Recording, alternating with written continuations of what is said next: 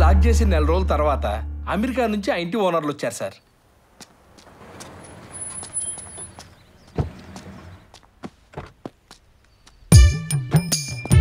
నమస్కారం సార్. నమస్తే నమస్తే. రండి సార్, మీకోసమే చూస్తున్నా.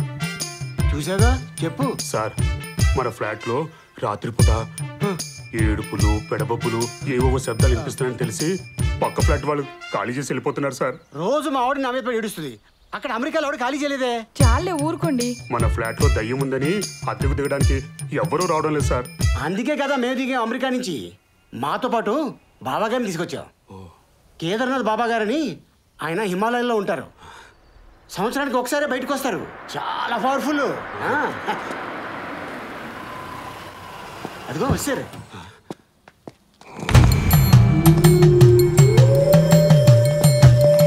నమస్కారం బాబా. నమస్కారం బాబాజీ. నమస్కారం బాబాజీ.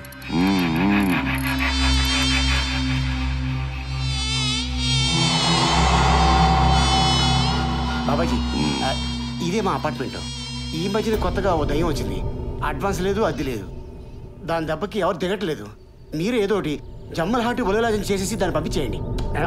శరత్ గారు, బాబా ఈ భవంతిలో ఒక ఆత్మ బందీగా ఉంది.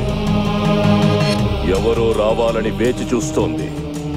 ఏదో కావాలని ఘోషిస్తోంది, కొట్టుకుంటోంది, వదిలి వెళ్ళనంటోంది. దీన్ని బయటికి పంపించడం అంత తేలిక కాదు. ఇది మామూలు ఆత్మ కాదు. చావు కోసం పగపట్టిన ప్రేతాత్మ. ఇప్పుడు ఎలా బాబా? శస్త్రాలు అస్త్రాలు ఈ ఆత్మని ఏమీ చెయ్యలేవు. శాస్త్రాలతో బంధిస్తా, దిగ్బంధనం చేస్తా. మీరిక్కడే ఉండండి. అలాగే బాబా. జై కేదార్నాథ్. నువ్వు దాన్ని చూసావా? ఎలా ఉంటది? ఇలా ఉంటది. మిమ్మల్ని హ్రీం క్లీం విముక్తి విముక్తి. ఓం హ్రీం ఓం హ్రీం క్లీం క్లీం ఓం హ్రీం. మృత్యుం మృత్యుం సమామ్యహం. విముక్తి విముక్తి విముక్తి విముక్తి. ఉగ్రవీర మహావీర రా, బయటకి రా, బయటకి రా, రా రా, బయటకి రా ఉగ్రవీర. రా రా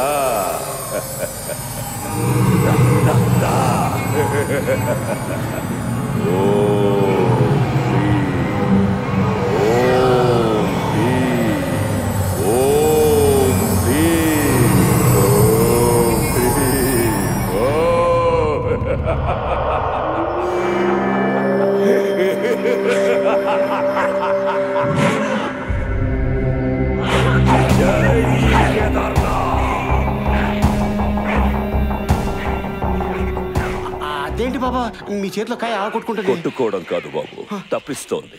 మీరింకా ప్రశాంతంగా బతకొచ్చు. ఈ ఇంట్లో ఎవరైనా ఉండొచ్చు. ఓహో.